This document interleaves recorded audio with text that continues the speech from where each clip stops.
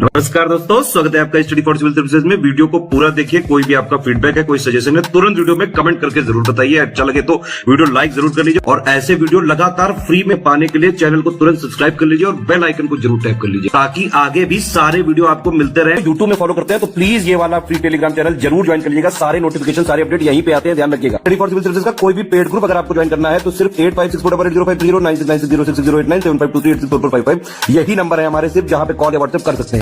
Instagram पे हमारा page जरूर फॉलो कर लीजिएगा, स्टडी फॉर सिविल .सर्विसेज है। ट्विटर पे हमको जरूर फॉलो कर लीजिएगा, @study for civils है। सारे क्वेश्चन अटेम्प्ट करिए और स्कोर अपना तुरंत कमेंट करके।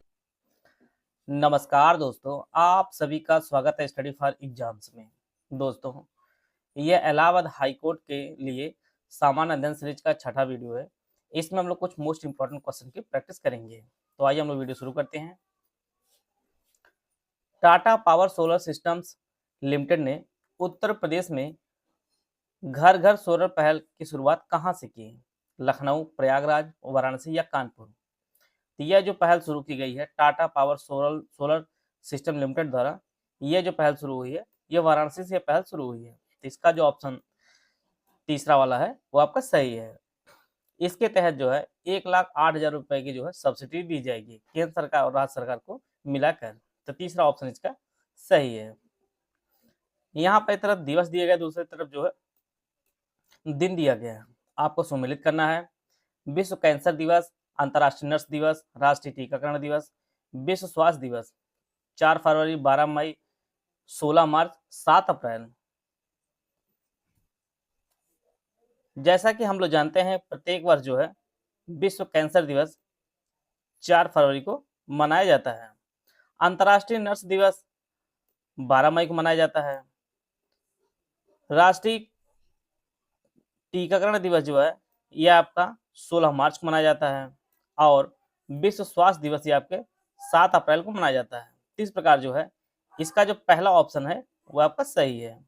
विश्व कैंसर दिवस 4 फरवरी को, अंतर्राष्ट्रीय नर्स दिवस 12 मई को, राष्ट्रीय टीकाकरण दिवस 16 मार्च को और विश्व स्वास्थ्य दिवस जो आपका 7 मार्च को मनाया जाता है। तो पहला जो ऑप्शन है यह आपका सही है। अगला प्रश्न हमारा है, बारी जो आभूषण है यह शरीर के किस अंग पर पहना जाता है? गले में, नाक में, कानों में या कलाई में?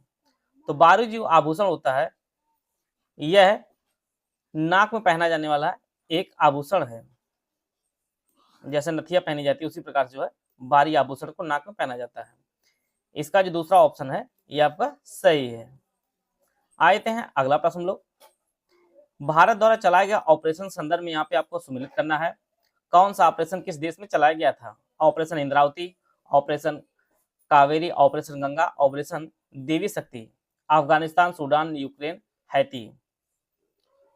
तो हम लोग जानते हैं ऑपरेशन इंद्रावती जो चलाया गया था यह हैती में चलाया गया था भारत सरकार द्वारा। इसी प्रकार से ऑपरेशन कावेरी जो चलाया गया था यह सूडान में चलाया गया था। ऑपरेशन गंगा जो चलाया गया था यह यूक्रेन में चलाया गया था भारतीयों को अपने देश वापस लाने के लिए। और ऑपरेशन देवी शक्ति जो चलाया गया था यह अफगानिस्तान से भारतीयों को वापस लाने के लिए चलाया गया था। इस प्रकार जो है इसका जो सी ऑप्शन है वो आपका सही है। ऑपरेशन इंद्रावती हैती में, ऑपरेशन कावेरी सूडान में, ऑपरेशन गंगा यूक्रेन में और ऑपरेशन देवी शक्ति जो आपके अफगानिस्तान में चलाया गया था। तीसरा जो ऑप्शन है वो आपका सही है, सी ऑप्शन सही है। हाल ही में कुछ ऐप जो लॉन्च किए गए हैं या पोर्टल लॉन्च किए गए हैं वो किसके द्वारा लॉन्च किए गए उसके संदर्भ में यह प्रश्न बनाया गया है। संज्ञान app, Sarathi 2.0 app, Pravaah portal, money to India, Canada app? इसके लिए आपको सम्मिलित करना है। संज्ञान ऐप को जो है वह रेलवे सुरक्षा बल ने लॉन्च किया है। सारथी 2.0 ऐप जो है इसे सेबी ने लॉन्च किया है। प्रवाह पोर्टल जो है इसे जो लॉन्च किया गया है, पोर्टल को जो है यह भारतीय रिजर्व बैंक द्वारा शुरू किया गया है। Money to India Canada app को जो है आईसीआईसीआई बैंक ने शुरू किया है। इस प्रकार जो है इसका जो डी ऑप्शन है वो आपका सही है। संज्ञान ऐप आरपीएफ ने शुरू किया है, रेलवे सुरक्षा बल ने। सारथी 2.0 को सेबी ने लॉन्च किया है, प्रवाह पोर्टल को भारतीय रिजर्व बैंक ने और money to India Canada app को जो है आईसीआईसीआई बैंक ने शुरू किया है। डी ऑप्शन इसका सही है। हाल ही में प्रकाशित पुस्तक the idea of the idea of democracy, ये जो पुस्तक है किसने लिखी है? रघुराम राजन, जयराम रमेश, वेणी कृष्ण रामकृष्णन या सैम पित्रोदा? तो यह जो पुस्तक लिखी गई है यह सैम पित्रोदा द्वारा लिखी गई पुस्तक है द आइडिया ऑफ डेमोक्रेसी। और इसमें जो है देश में लोकतंत्र की स्थिति और संभावित चुनौतियों के बारे में इसमें डिस्कस किया गया है सैम पित्रोदा द्वारा। पहला पृथ्वी शिखर सम्मेलन किस वर्ष में आयोजित किया गया था? रियो डी जेनेरियो में। 1992 में, 1996 में, 2002 या 2006? 3 से 14 जून 2092 में जो है ब्राजील के रियो डी जेनेरियो में पहला पृथ्वी शिखर सम्मेलन आयोजित किया गया था। इसका जो ऑप्शन ए है वो आपका सही है। आते हैं अगला प्रश्न लोग। पारिस्थितिक तंत्रों में खाद्य श्रृंखलाओं के संदर्भ में जीव के निम्नलिखित प्रकार में से कौन सा या से अपघटक जीवों के रूप में जाना जाता है? विषाणु, कवक, जीवाणु? इसके लिए कोड दिया गया, कोड आप लोग देख लीजिए। इसमें जो अपघटक के रूप में जो पारिस्थितिक तंत्र के होते हैं उनमें कवक आता है और जीवाणु होते हैं, विषाणु जो है नहीं आता है। तो दूसरा और तीसरा जो ऑप्शन दिया गया है, जो ऑप्शन बी में दिया गया है, ये आपका सही है। बी ऑप्शन इसका सही है। पारिस्थितिक तंत्र में जो है अपघटक जीवों के रूप में जाने जाते हैं, उनमें जीवाणु और कवक आते हैं। यहाँ पर 3 नदियां दी गई हैं, आपको पहचानना है ब्रह्मपुत्र के सहायक नदियों में कौन शामिल है? दिबांग, कामेंग, लोहित? ब्रह्मपुत्र की जो सहायक नदियां हैं इसमें जो है दिबांग भी आती है, कामेंग भी आती है और लोहित भी आती है। तीनों जो नदियां हैं ये सभी ब्रह्मपुत्र की सहायक नदियां हैं। ब्रह्मपुत्र जो नदी है इसका जो उद्गम है मानसरोवर झील से उसका उद्गम होता है और यह अरुणाचल प्रदेश यह तिब्बत, भारत और बांग्लादेश में जो है बहती है।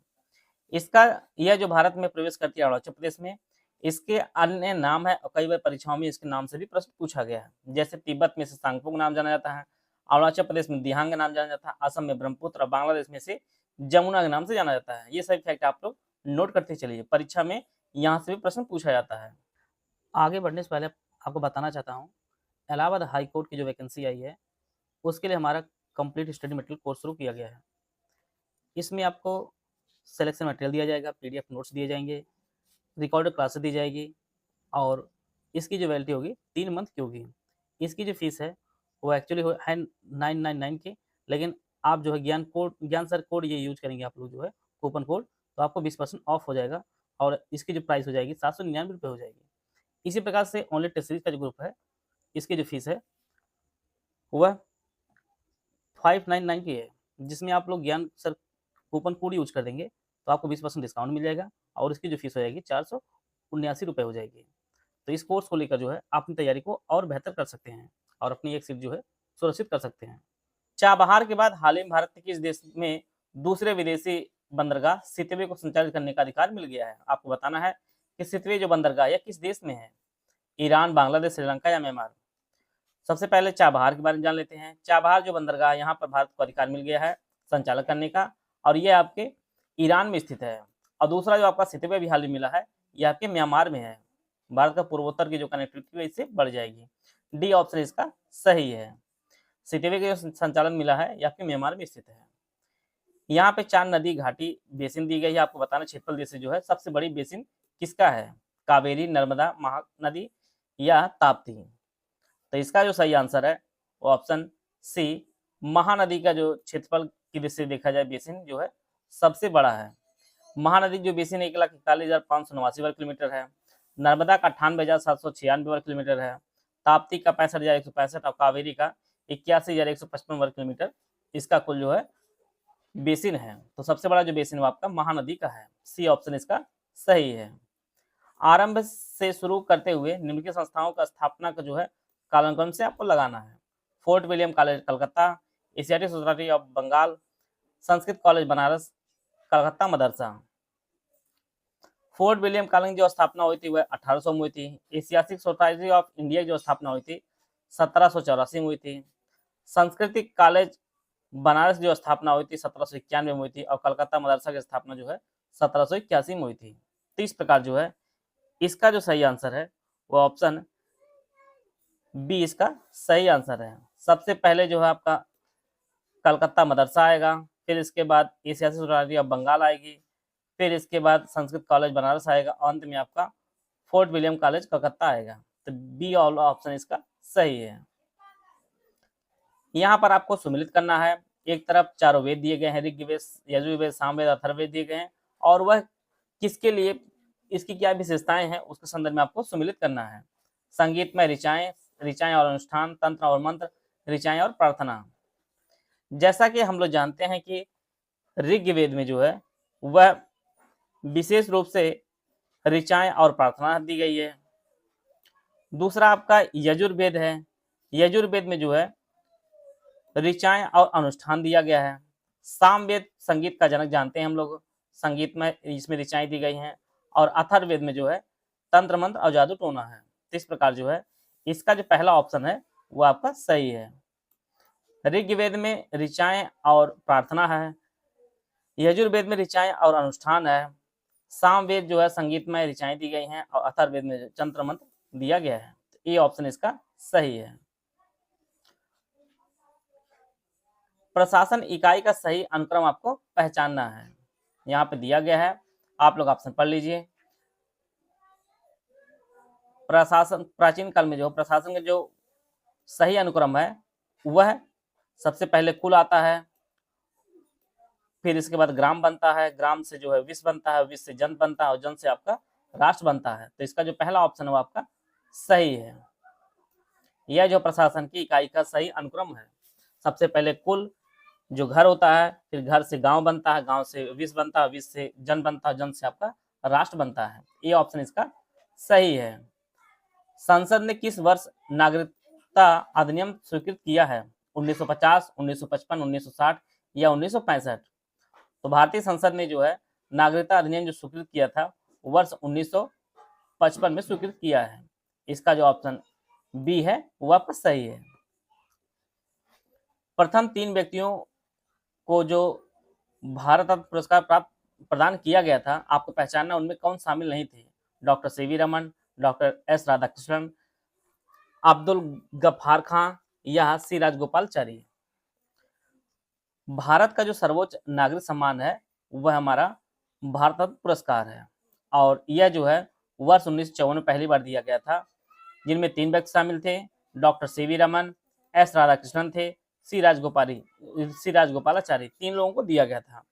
खान अब्दुल गफ्फार खान को पहली बार में नहीं दिया गया था, बल्कि इन्हें जो है 1987 में दिया गया था, और इनका अन्य नाम कई बार परीक्षा में पूछता है, तो फ्रंटियर गांधी जो है इनका अन्य नाम था। तो सी ऑप्शन इसका सही है, इसमें जो है ये शामिल नहीं थे। जून 1665 में छत्रपति शिवाजी और जयसिंह प्रथम के मध्य कौन संधि हुई थी? कोंकण संधि, पुरंदर संधि, सिंहगढ़ की संधि या सूरत की संधि? तो छत्रपति शिवाजी और मुगलों की तरफ से जयसिंह प्रथम के मध्य जो संधि हुई थी 1665 में, यह आपकी पुरंदर संधि हुई थी। इसका जो ऑप्शन बी है वो आपका सही है। आते हैं अगला प्रश्न लोग। महाबलीपुरम में सप्तरथ मंदिर का निर्माण किसने किया? महेंद्र वर्मन, नंदी वर्मन, नरसिंह वर्मन या परमेश्वर वर्मन? तो यह जो है पल्लवों के राजा नरसिंह वर्मन प्रथम ने जो है 7वीं और 8वीं शताब्दी के मध्य जो है इसका निर्माण करवाया था। तो इसका जो ऑप्शन सी है वो आपका सही है। महाबलीपुरम के सप्तरथ मंदिर का जो निर्माण है वो नरसिंह वर्मन ने करवाया था। सी ऑप्शन इसका सही है। बैथुलित किसके द्वारा निर्मित स्थलाकृति है? ज्वालामुखी गतिविधियां, भूजल, नदी क्रिया या हिमनद? तो बैथुलित जो इसका जो निर्माण होता है यह भूमिगत मैग्मा द्वारा निर्माण होता है। यह जो है ज्वालामुखी गतिविधियों के निर्माण के फलस्वरूप जो है होता है। ये ऑप्शन इसका सही है। बैथुलित जो है ये ज्वालामुखी गतिविधियों द्वारा इसका निर्माण होता है। यहाँ पर आपको सुमिलित करना है। एक तरफ इंपॉर्टेंट आर्टिकल है और दूसरी तरफ उसकी विशेषताएं हैं। उपाधियों का उन्मूलन, धार्मिक मामलों को प्रतिबंधित करने की स्वतंत्रता, अल्पसंख्यकों की भाषा का संरक्षण, शिक्षा का अधिकार। उपाधियों का उन्मूलन जो है ये हमारे आर्टिकल 18 में दिया गया है। धार्मिक मामलों को प्रतिबंधित करने की जो क्षमता है यह आर्टिकल 26 में दिया गया है।